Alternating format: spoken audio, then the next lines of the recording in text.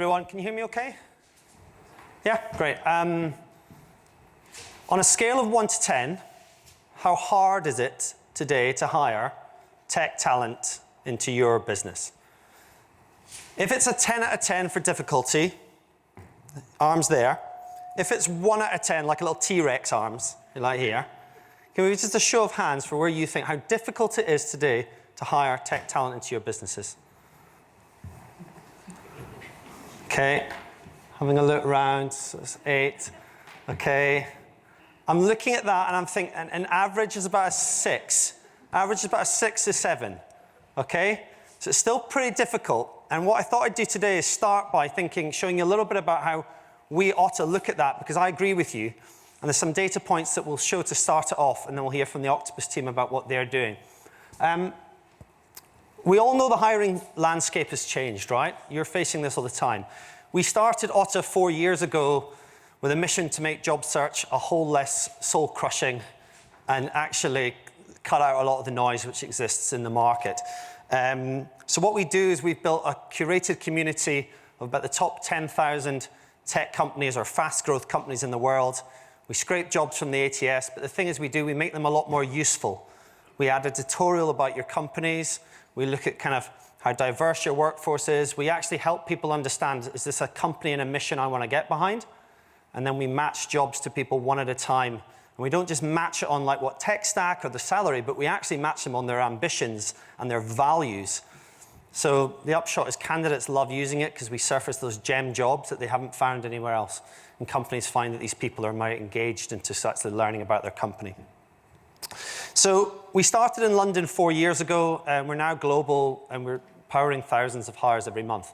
I wanted to show you 4 sort of things which I just look at every month, or certainly regularly, to see how we're getting on. So how much has the hiring landscape changed?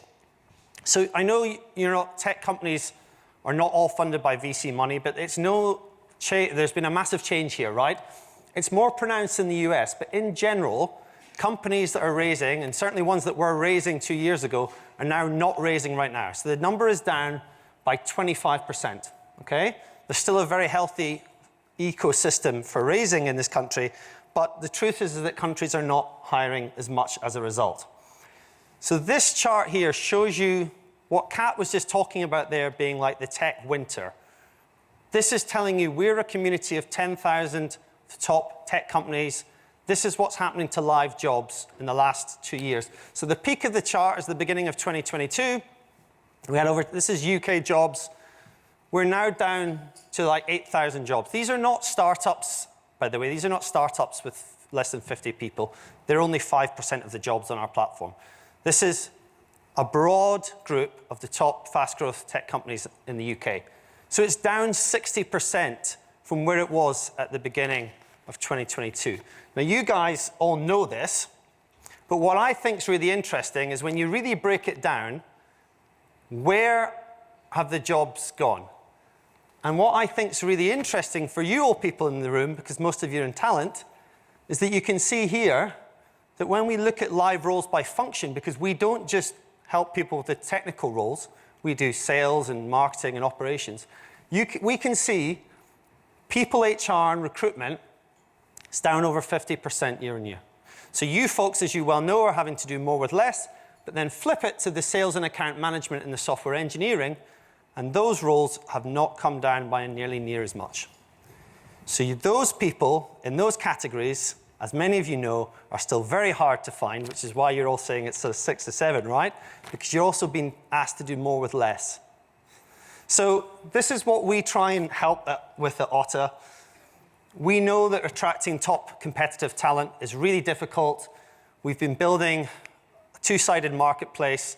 Candidates now, we're roughly 1.6 million. We're adding 11,000 candidates every single week, and most of them hear about it because people are recommending it to each other. Senior hires, able to achieve D&I goals that you all care about. But don't just hear it from me. Today, I'm going to invite Olivia and Matt from Octopus Energy. They're one of the top performing companies in Otta. They've been leaning in with us for over a year and a half now. And they're, in terms of all the 10,000 companies in Otta, they rank 8th for applications. They're doing really well because they're leaning into some of the things that candidates want. So to hear a bit more from them, we'll invite them up on stage. Thanks, guys.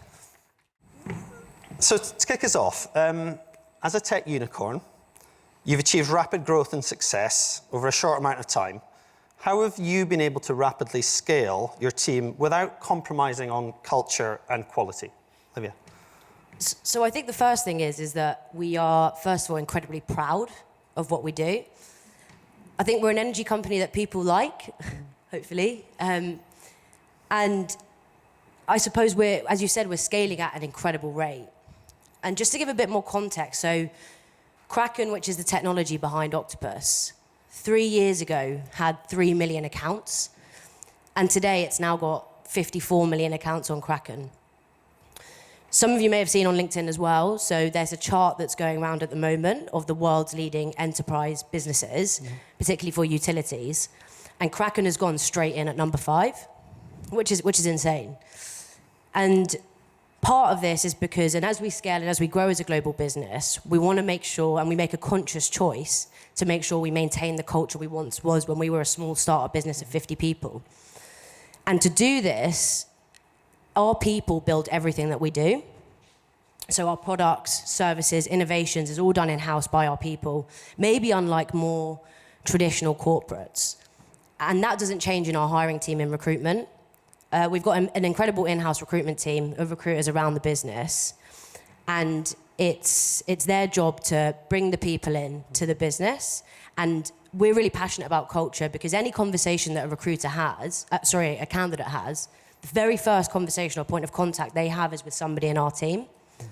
Yeah, I think it starts with our team, and I guess for everyone else in here, how you communicate your company's culture starts at that initial stage. It's different for everyone, and I think what we really try and do, like typically a probation with us is 6 months, so we say to our recruiters that join our team, like spend that 6 months understanding how we hire, what Octopus is, the area that you're working intrinsically, no metrics, no hiring goals, just understand the culture inside out so that you can communicate it properly. But yeah, operationally, we do lots of stuff. Like we keep the process really short, rarely over 3 stages, really conversational, culture-focused interviewing. And I mean, it seems to be working. We obviously are hiring a lot, but we're retaining a huge amount too. Our retention across tech is less than 5%. Our attrition, is less than 5%. So we're doing something right. Yeah, definitely. I mean, what we see, anyone who signs up to Otter, we ask them what they're most interested in their jobs, and flexibility comes up number 1, which is no real great surprise. But what does surprise me is what companies actually do to explain what flexibility means. Does it mean 1 day a month or 1 day a week? I mean, these are things where like companies can do a hell of a lot to actually explain to people what it is it means, why it matters, and it will affect the amount of people that actually bother to engage with you on our platform. What's interesting is that we're sending you, obviously, thousands of applications, but 12% of people save your roles. So they discover them, and then 12%, I used to work at Google, and if you had 2% click-through rate, that'd be amazing. Like 12% of people actually saying, hey, I'm interested in this. You're famously a very lean team. How do you think about allocating time to scalable channels like inbound applications versus sourcing and outbound as part of your overall hiring strategy? Yeah, so I think the first thing is that we need to make sure we keep integrity in our team and what we set out to go and do. We don't have any massive kind of major approval systems in the team. People, whether you are a talent sourcer, a talent partner, or a talent lead, whatever job title you want to call it, it's anybody's responsibility to go and innovate with cool new sourcing channels, look at inbound applications. We don't have like a set role or remit for any of these roles. No matter what role or level you're at, everybody manages the whole end-to-end hiring process at Octopus. Yeah, you love a stat, Finn. So this year we've had 200,000 applicants to our careers page. 50% of the hires that we've made this year are directly from our careers page. So like, that allows us to have a lean team. And that is changing as the market's changing, but ultimately we're in a massive privileged position where we're getting that inbound. And interestingly, 4% of our hires this year have been from Otter, just over 100, so you'll be pleased to hear that. Yeah, you guys do phenomenally well, but you're leaning into what candidates are wanting to see, and I think that's the key thing, is that we started off just doing like tech startups and scale-ups, but what we've tested is having more companies on the platform, and like Financial Times do really well because we're trying to become the world's career champion, and you won't just work in one type of organization all your life, right? Yeah, and I think, exactly, and I think with our team, we want to empower them to be in charge of the full process, whether it's advertising a role, finding candidates, talking to the hiring managers. Like, if there's any advice, like, if you're worried about your talent partners doing all of that, just let them do it. And they will make mistakes, and you can fix them. But having that accountability across the full 360 part of the process is so essential. And ultimately, they feel more responsible. Yeah, brilliant. Employer brand is a topic which has come up a lot today. You've got a great employer brand. Starts from the very top. What elements do you think are most important for you for attracting the top talent? Yeah, I think we lean on it a lot. As I said, there are loads of applications straight from our careers page. So, like, again, it's resonating with people. I think we are, well, we certainly may be biased, but we are a genuinely mission-driven business. We're combating climate change, we're decarbonising the grid, all of that amazing stuff. So that resonates with more and more people year on year, particularly younger people as well. And we're really customer-centric. We've won, as an energy business, we've been recommended the last 6 years. Kraken is, as Olivia said, like performing really, really well. So I think there's an element there where we can really leverage that customer centricity and use it for candidates. Like, our CEO is always like, outrageously good customer service, and why can't that be outrageously good candidate experience? Yeah. And sort of leveraging it that way.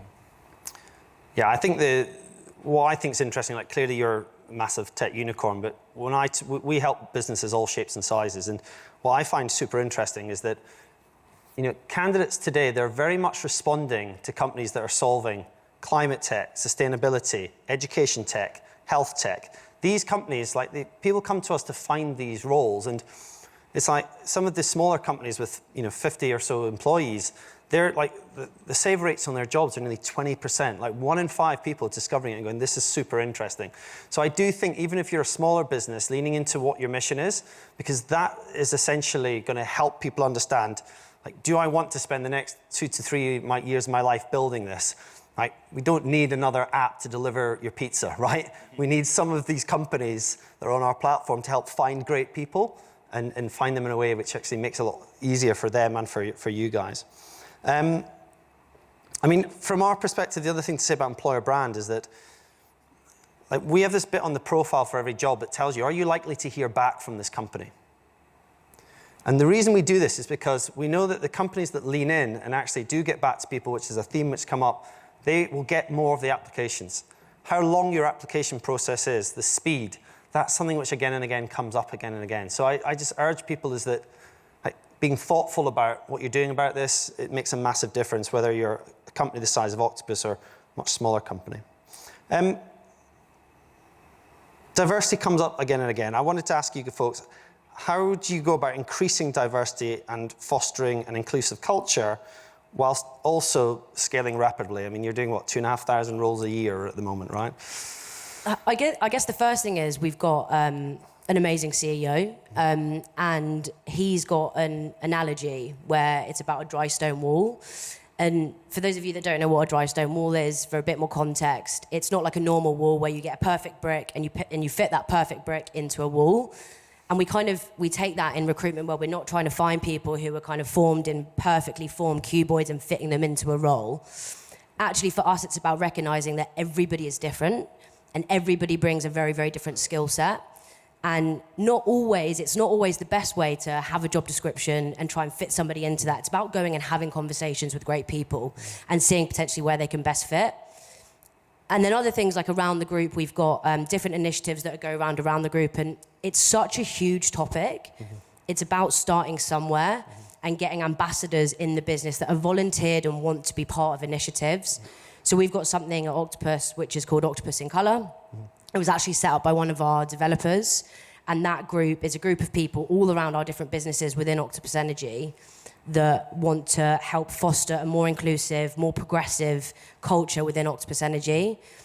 Part of that as well, we've got a charity called Octopus Energy Equality Foundation, and that's a charity that recognises that we want to support underrepresented groups forge a career in energy, where we know typically energy isn't a very diverse industry as it is. Yeah, and I think we've still got so far to go. As Becky said earlier, there's not a silver bullet.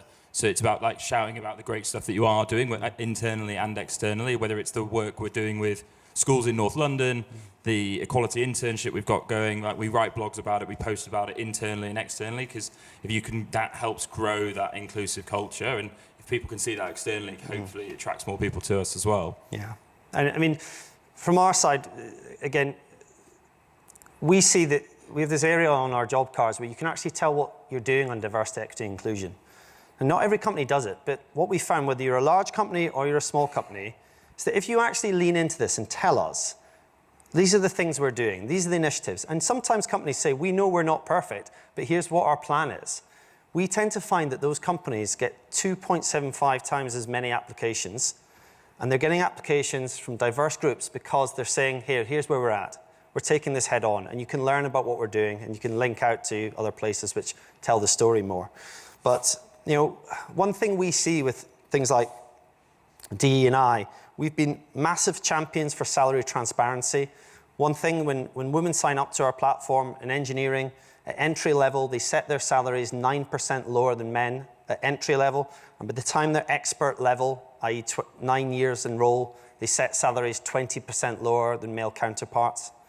So when we're talking about what you can do to improve diversity and leadership levels, salary transparency, what your bands are, paying people the right way, this will help you with the gender pay gap in your organizations.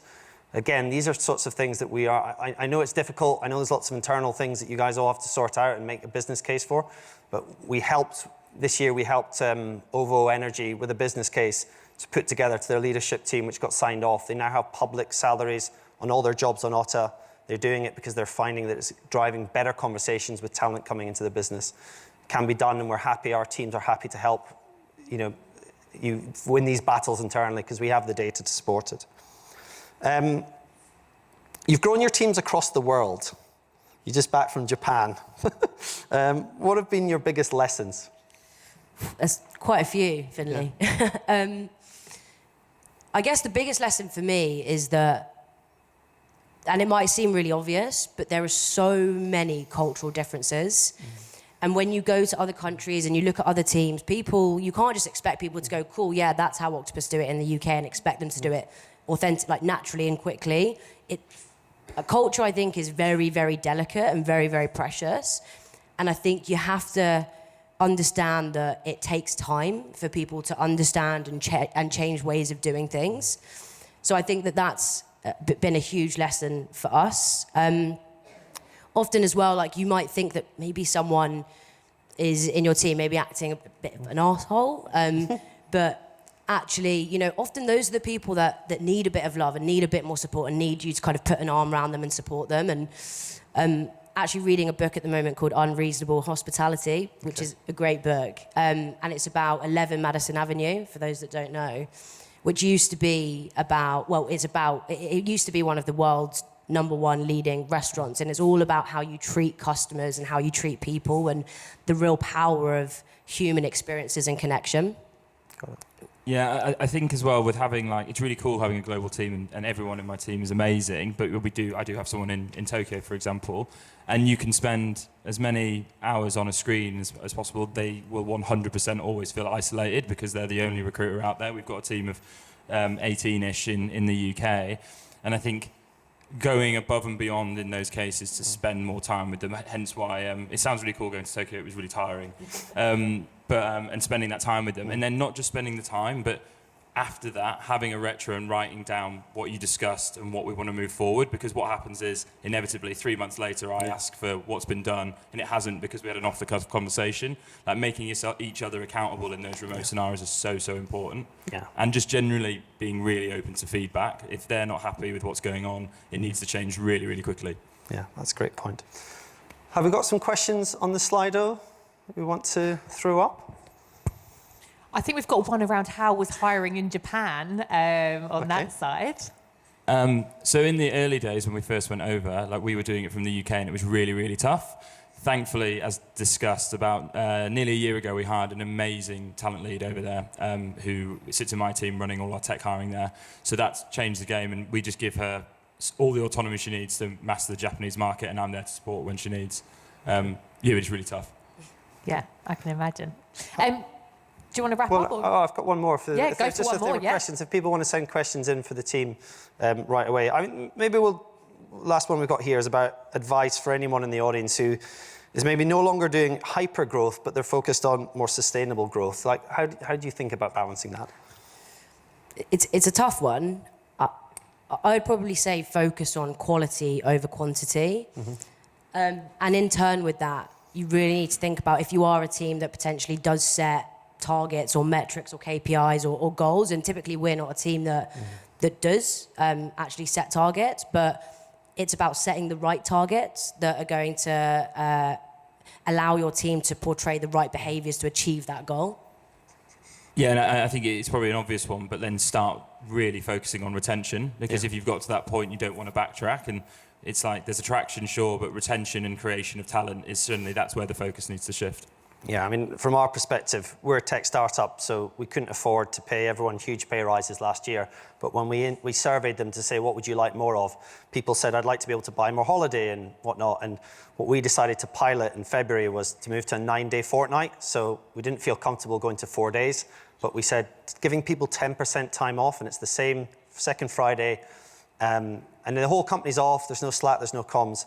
We managed to prove that we could keep productivity same, but the well-being of the team and the staff. And when I'm making job offers to people and I say, this is one of the key benefits, it's now policy, it allows us, because we're not going to pay as well as other companies, but we try and win over on, obviously, what our offer is, and that includes 9-day fortnight for us. So again, if you want help trying to get that in, I've been talking about it to people, chief people officers, to help build the case. If you're interested, I'll be hanging around and come talk to us. Any other questions, or is that us? Yeah, should we give you a round of applause first, then we can do the normal Slidos?